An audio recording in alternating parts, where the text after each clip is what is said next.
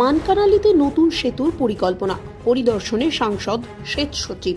টানা 3 দিনের বৃষ্টিতে জলমগ্ন মানকানালি সেতু পরিদর্শন করলেন জেলা প্রশাসনের কর্তা ব্যক্তি সাংসদ অরূপ চক্রবর্তী।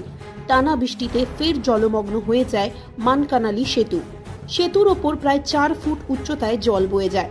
এর ফলে মানকানালি সহ সন্নিহিত প্রায় 25টি গ্রামের সাথে বাঁকুড়ার যোগাযোগ বিচ্ছিন্ন হয়ে পড়ে, যার ফলে এইসব এলাকার মানুষেরা চরম দুর্দশায় পড়েন। এর পূর্বেও এই ঘটনা ঘটেছে, যার ফলে এইসব এলাকার বাসিন্দারা ক্ষোভে ফুঁসছেন। ক্ষোভের আঁচ পেয়ে ঘটনাস্থলে আসেন সেচ দপ্তরের সচিব গোলাম আলী আনসারি, অতিরিক্ত জেলা শাসক নকুল মাহাতো, সাংসদ অরূপ চক্রবর্তী, পৌরপ্রধান অলকা সেন মজুমদার। অল্প বৃষ্টিতে সেতু জলমগ্ন হওয়ার সমস্যা নিরসনে সরেজমিনে পরিদর্শন করেন। সাংসদ অরূপ চক্রবর্তী বলেন, বালি ও পলি নিয়মিত পরিষ্কার না হওয়ায় এই সেতুটি দুর্বল হয়ে পড়েছে। সেজন্য 100 ফুটের একটি সেতু ও চওড়া রাস্তা তৈরি হবে। এজন্য মোট 37 কোটি টাকা বরাদ্দ হয়েছে। তিনি জানান, এসআরডি তহবিল থেকে এই টাকা বরাদ্দ হয়েছে। এর ফলে মানকানালি এলাকার মানুষ উপকৃত হবে। ঠিক আছে, এই 25 কোটি টাকা খরচা করে এই রাস্তাটা বাঁকুড়ার সঙ্গে অমরকানন ট্যাগ করা হয়েছে। এই ব্রিজটার জন্য ইমিডিয়েটলি 12 কোটি টাকা স্যাংশন হয়েছে। এটা পার্মানেন্ট 100 মিটারের ব্রিজ হবে। খুব শীঘ্রই সয়েল টেস্টের লোকেরা আসবে, এসআরডি থেকে এটা করা হচ্ছে।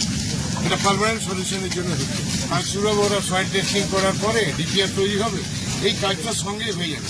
আমাদের 25 কোটি টাকা যে কাজটা হচ্ছে অমরকানন টু আপনার বাঁকুড়া সোনাদোয়া টু সোনাদুর, এইটার সঙ্গে এই ব্রিজটা একসঙ্গে করে দেয়। অত্যন্ত জরুরি, অত্যন্ত জরুরি। এবং এই নদীটা পরিষ্কার করা জরুরি। আজকে আমি মন্ত্রীর সঙ্গে দুর্গাপুরে দেখা হয়েছে, বলেছি এটাও খুব জরুরি। কারণ এটা ক্লিন না করলে, পরিষ্কার না করলে পরে অসুবিধা হবে, চাষিদের অসুবিধা হয়, চাষ করে জল ঢুকে যায়। আর এই ব্রিজটা পার্মানেন্ট সলিউশন হবে। গতবারই আমরা এসেছিলাম, জেলা পরিষদ থেকে করানো হয়েছিল, কিন্তু ওভাবে হবে না। এটা পাকা বড় নূতন করে ব্রিজটা করতে হবে, কুমার ব্রিজের মতো, সেটাই নেওয়া হয়েছে। আর ডিপিআর হচ্ছে, গভর্নমেন্ট দেখছে ব্যাপারে। ওভারব্রিজ হওয়ার জন্য বলে গেলেন, ওভারব্রিজ হবে, 12 কোটি টাকা স্যাংশন করা হয়েছে। দারুণ খুশি শোনার পর। কেন ওভারব্রিজ হলে ওধারে গ্রামগুলোর সঙ্গে আমার সব কানেক্ট, যোগাযোগটা ঠিক থাকবে। এদিকে ঘুরে যেতে হতো, কোনো বিপদ আপদ হলে 30-35 কিলোমিটার ঘুরে যেতে হতো। বর্ষা হলে প্রতি বর্ষাতেই জল উঠে যায়। এর আগেও তো রিপেয়ার কাজ রিপেয়ার হয়েছে আর ভেঙে যাচ্ছে। এবারে কি বলেন, সাংসদ এসেছিলেন, ওনারা এসে বলে গেলেন যে 12 কোটির স্যাংশন, দিন 15-এর মধ্যে বানটা একটু কমলে ওরা ডিপার্টমেন্টের লোক পাঠাবে।